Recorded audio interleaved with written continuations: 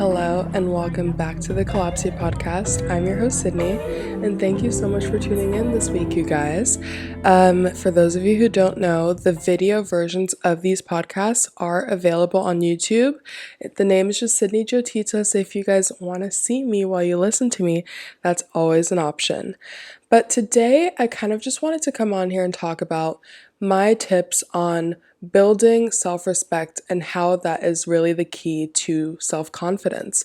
Because essentially what led me down this path is that I was doing some writing a couple days ago and I was talking about how to build confidence and how to have that sense of self-assurance that you're capable of doing a lot of different things, which is the essence of confidence. If you guys don't know, I actually did a podcast episode on confidence back in season 1. And what led me to learn more about the topic was this TED Talk that I actually watched by Dr. Ivan Joseph. It's the TEDx Ryerson University episode, or whatever you'd like to call it. And he defines self-confidence as the ability or the belief to believe in yourself to accomplish any task, no matter the odds, no matter the difficulty, no matter the adversity, the belief that you can accomplish it. That's self-confidence. So how do we even, get started in that? Like, how do we get started in building that self-confidence? And the, underlying theme from what I realize is that you have to have a certain level of respect for yourself.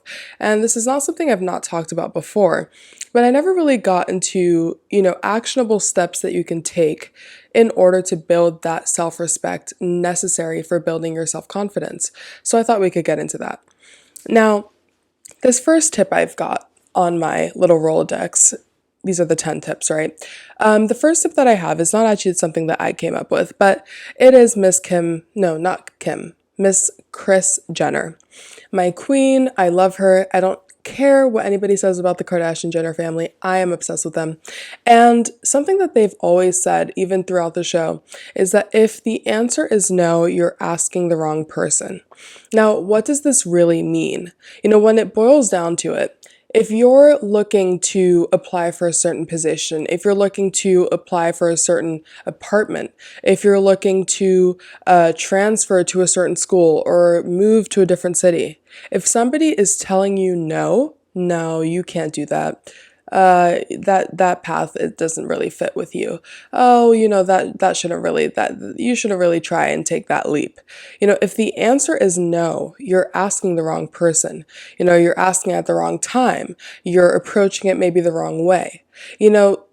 Taking no as an answer is obviously very important, but it's important to have also that kind of discernment, that skill of discernment, in order to realize, okay, why are they telling me no? Are they telling me no because they are looking to protect me, or because they are afraid of what I might be capable of? Or, the reason could be unbeknownst to you. But a lot of the times when people are saying no, they have their own predetermined conclusion or outcome that would come out of you taking that leap, trying that thing, moving to that city, that they're telling themselves, oh, if they do that, I'll have less control over them. Oh, if they do that, they'll talk to me less. Oh, if they do that, I'll see them less. There are a lot of different reasons that people say no to people when it comes to something that you might want to do for yourself, something that you want to build for yourself. Take the gym, for example. And my mom, I'm throwing you under the bus here, but my mom told me, oh my goodness, you're going to the gym 4 times a week? Oh, you should not do that. You should absolutely not do that. Oh my gosh, it's so stuffy in those gyms. It's only doing you worse. It's not good for you to be working out so often. No, that's not good for you. That's not good for you. And I told her, I was like, what do you mean? This is a habit that I think is building, my personal strength, building my personal, perception of my body. And it's helping me with my sleep. It's helping me expel those bursts of energy throughout the day, which I think, there's a lot of talk about how ADHD, that hyperactivity, it's very good for people with ADHD to stay active, to keep their bodies moving, because it also helps the other, symptoms that comes with ADHD, which I do believe I have.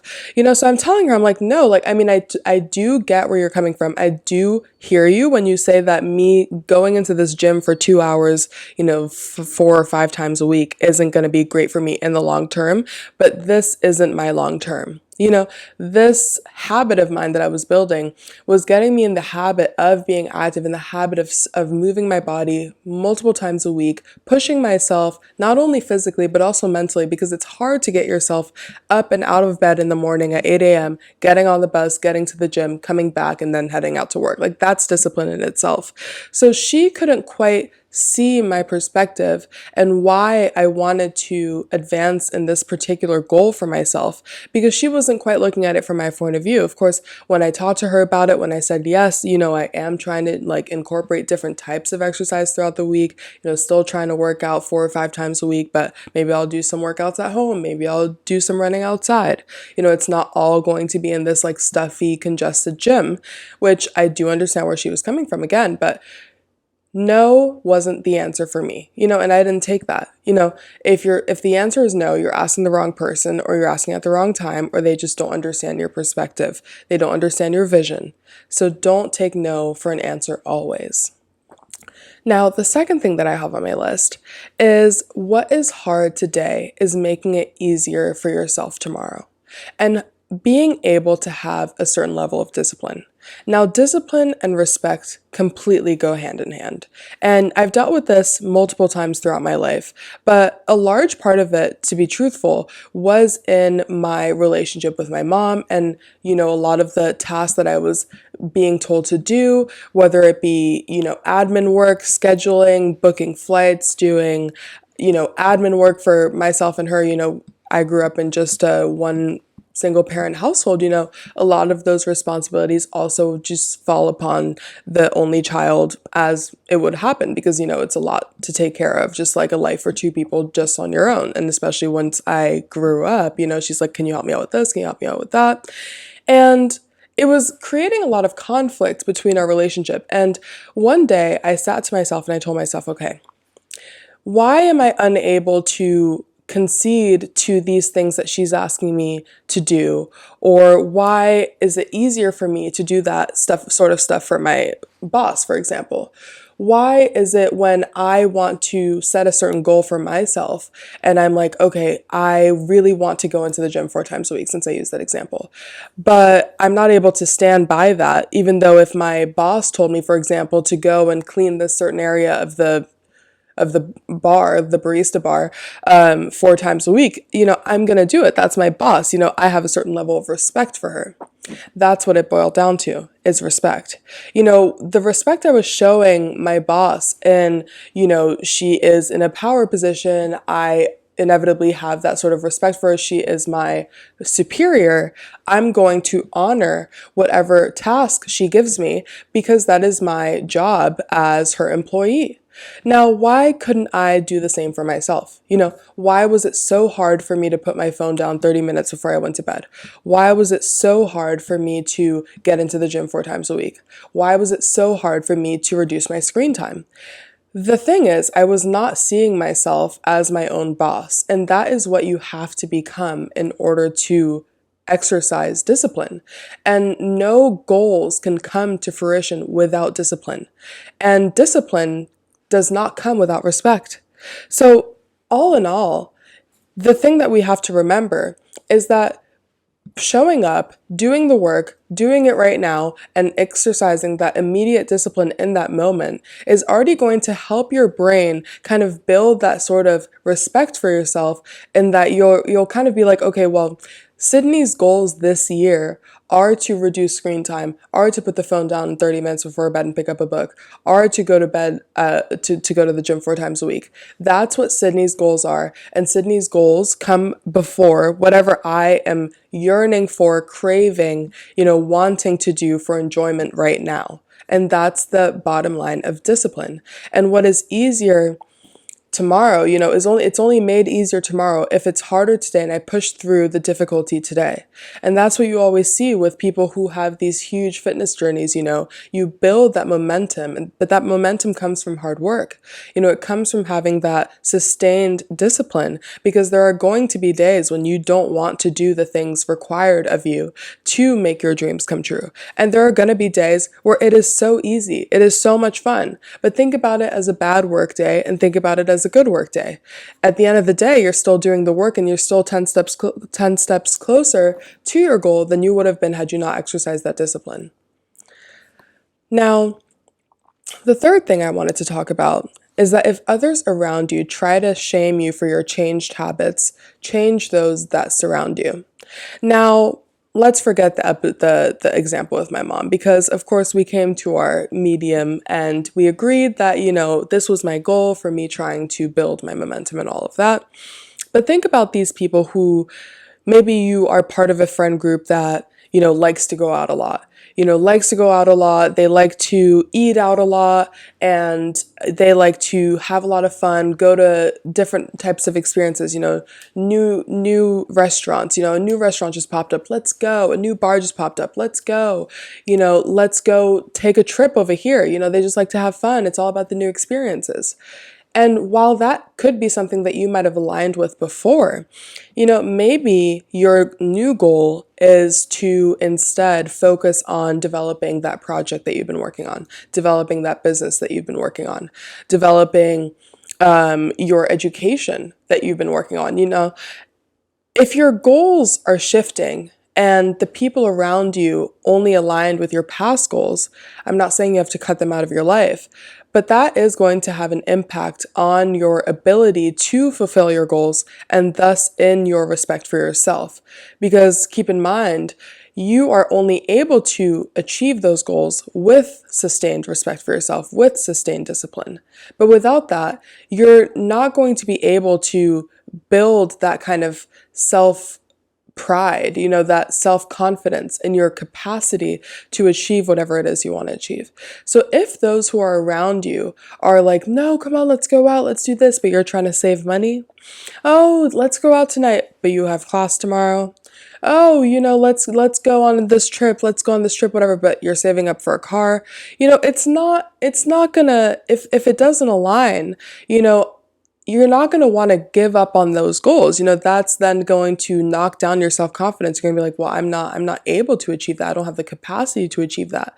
But the thing is, those who you surround yourself with have everything to do with your capacity to achieve that. And there are a lot of people out there whose goals might align with yours and whose goals might, help further yours along, So it's all about finding the balance and finding the place and time for different types of relationships and different types of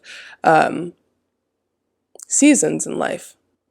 Now, number 4 I have on the list is that if someone crosses your boundaries, tell them once and never again. Now, I have seen this with some of my old roommate situations. This is now 3 roommate switches later. But when I first started this podcast, I was having roommate troubles, which, I didn't want to talk about it because they kind of listened to the podcast. And this might be slightly messy of me to mention, but I feel like it was a major lesson for me to learn, especially despite the, precariousness of my living situation. I didn't want to talk about it at the time because they were living with me and listening to the podcast. That's the bottom line. So now I feel freer to kind of share the lesson that I learned from that. So I was having several conflicts with a couple of my roommates, but one of them in particular was a large personality whose lifestyle didn't really align with mine and whose morale system also didn't align with mine.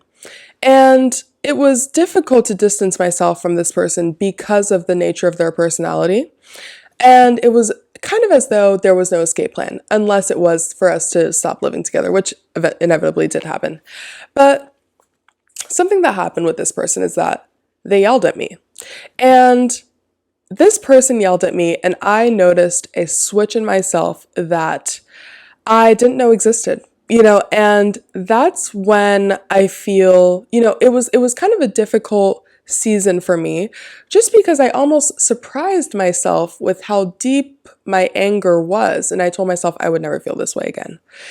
I am not putting myself in a situation where I have let my boundaries slide again and again and again because, I'm living with this person. It's difficult to escape, whatever. But, I let my boundaries get crossed again and again and again. And I'm like, okay, now you're pushing it, you're pushing it, you're pushing it, you're pushing it. And then she yelled at me. And you guys, it was over for her. I don't think I spoke to her for 2 weeks and we lived together. But listen, this is what comes with building that self-respect. You have to be able to stand up for yourself and you have to be able to realize when your boundaries have been crossed too far. It's okay for people to make mistakes and it's okay for someone to I wouldn't say it's okay for someone to trigger your boundaries, but it is inevitable. People will cross your boundaries because nobody is perfect and nobody knows your boundaries until you tell them what they are. But tell them once and never tell them again. And that's what this once was, because I am a very go with the flow type of person, despite my double Virgo nature. I am quite go with the flow, perhaps my Sagittarius moon for those astrology connoisseurs out there. You might be able to catch what I'm trying to communicate here. I'm pretty good with the flow in that I don't perhaps let some things slide, but I distance myself to the point where I'm not even here anymore. It's like you can try to bother me, but I'm not even going to be here. I'm not going to indulge. But cross my boundaries too far, and that is where the problems really lie. And that's what you need to realize for yourself. In order to have that kind of self-respect, you need to not allow people to cross your boundaries once they've been set. And that limit, that threshold is particular to you. But it's very important to be able to stand up for yourself, and that is inevitably going to help you build that self-confidence. I don't know why inevitably is my word of the episode, but I'm having fun with it. Now, the next one on the list is to say no when necessary. Now, it's funny because the first one was if the answer is no, you're asking the wrong person. But the vice versa also rings true. When somebody is asking you, oh, like, let's go out. But like I said, you're trying to save up for a car. You're trying to save up to go back to grad school, or maybe money's tight right now because you have some loans or stuff like that. And it's only going to dig you into a further hole to indulge in those experiences, those trips, doing whatever. It's okay to say no when necessary. And it's actually imperative that you say no when necessary. Because every time you say no, you're rerouting that person to someone that might align with their goals. And you're also weeding out, those experiences, those people, those places that don't align with that person that you're trying to become, with those goals, or, with that, ideal you're trying to build. So it's very important to learn to say no when necessary. Now, the next one on the list is something I have talked about before, but that is prioritizing your self-care. So when I was trying to build back my self-confidence after I was in this odd friendship group in sophomore year of college, and I really lost all of my confidence. I am saying I was so lonely. I didn't even know what to do with myself. I was just like, oh, like I have no friends. I'm like, oh gosh, I'm so alone, whatever. But I realized that a lot of joy can come from within, building yourself up from within. And in order to do so, it's so important for you to prioritize self-care. And what do I mean by that? There are 3 different markers that you need to hit each day, in my eyes, which is doing something for your mind, doing something for your body, and doing something for your soul. And you want to do that because you want to be able to care for not only your mental well-being, your physical well-being, but also your emotional well-being. And this can look differently for everyone. That can be taking a walk, and that's your physical activity. And then calling a friend, and that's your, soul activity. Or, reading a chapter of, a nonfiction book or even a fiction book. There's so much to learn from literature always. That can be something for the mind. But being able to hit those markers each day, I think, is one of the biggest parts of building that kind of self-care habit that not only fuels you, in seeing noticeable results like more sleep or a stronger body or whatever it is that you're looking for. Or maybe you do your makeup just to make yourself look and feel, stronger, more, comfortable in yourself. But you're also going to be tacking on votes for the self-love, side of your brain. Because we have negative self-talk and we have positive self-talk. And it's so important to fuel, that positive self-talk, especially when your goal is to try to build your self-confidence, try to build your self-respect. You really want to be doing things that are only going to help you and facilitate having more of these self-love positive thoughts. Now, the next one on the list is kind of like an universal, term for all of the things that I've just spoken about as well. But that's just to prioritize your goals. Saying no. If the answer is no, you're also asking the wrong person. Having that self-care, trying to weed out those people that might not align with that desired reality that you want to, create for yourself. It's really important to be able to, prioritize your goals. And in order to do that, you also need to get very clear on what you want, need, and deserve. What do you deserve out of your relationships? What kind of treatment are you looking for? What kind of treatment doesn't strike well with you? What do you need? What do you need to fuel yourself, to fuel your passion? What do you need, financially in order to help you build up your goals? What do you want? What's that reward that you're getting? What do you want for yourself? What goals do you want for yourself?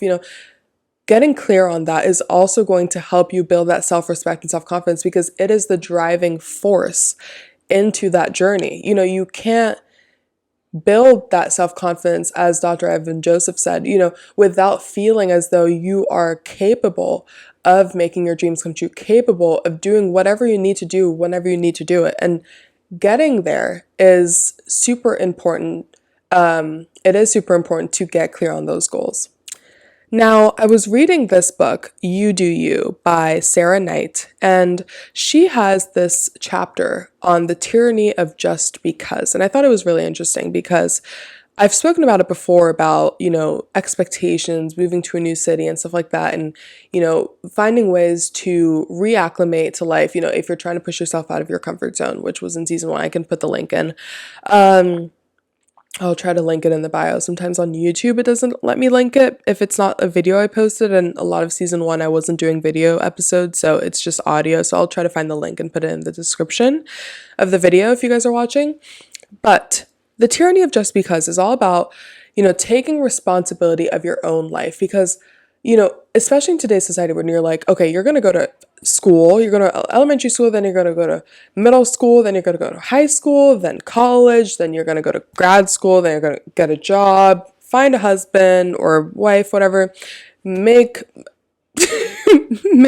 marriage, have a marriage, have kids, whatever. Just because that's what you're supposed to do. That's literally just what you're supposed to do. So that's what you should be doing. Oh no, you can't go and travel for 5 years. You can't be doing that because it doesn't go just because, it doesn't go with the plan that everybody's had set out for them since the day they were born. The tyranny of just because is actually insane. And we do need to start taking responsibility for our own lives and stop doing things for the simple fact of them being expected of you. Now, this is not to say that there isn't value in this predestined plan that they, set out for us, and this path that we're supposed to take. There's obviously value in that.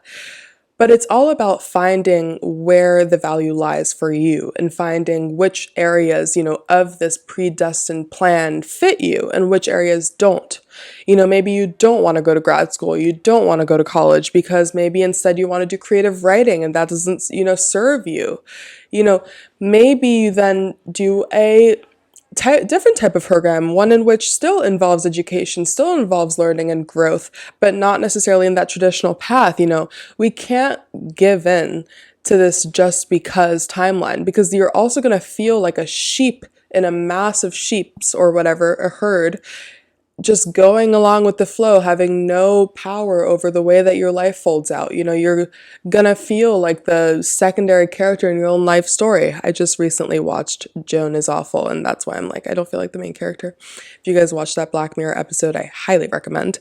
But when you pave your own path and take responsibility and try to stop succumbing to what's expected of you, you're going to be able to build that confidence, even though at first it might feel like discomfort. But pushing through discomfort is where that kind of self-respect and self-assurance comes from, because you're going to learn that, okay, I can get myself through these odd periods. I can get myself through this. So if I can get myself through this, I'm sure I can get myself through that. It just builds the momentum. Now, the ninth thing I have on the list is to celebrate your wins. We are not dictators of our own lives either. Yes, we have goals. Yes, we have priorities. Yes, we have all of these things that we want to do, but it's also really important in just your appreciation for yourself and that self-care and stuff is to celebrate once you hit your goals, or once you see that you're making progress, or once you finish a certain, session or time block in your, tiered leveling up, or whatever it is you want to call it. You guys understand. It's really important to celebrate those wins and, spend that money you made. Money is so weird also, you guys, I've realized. I had a really interesting phenomenon occur this past week where I was telling myself, okay, like I work at 2 different stores or whatever, but one of them has been pretty slow recently. And I was telling myself, okay, like if today I make pretty good tips, I'm going to buy myself a new workout set, because I've been running a lot more, but I don't have enough sports bras. And I'm telling myself, okay, like I'll hand wash them, whatever. But no, why don't I invest in this, hobby of mine? Because I've been getting into running again. I'm like, why don't I invest in this hobby of mine? Let me just buy myself a workout set. It's a treat.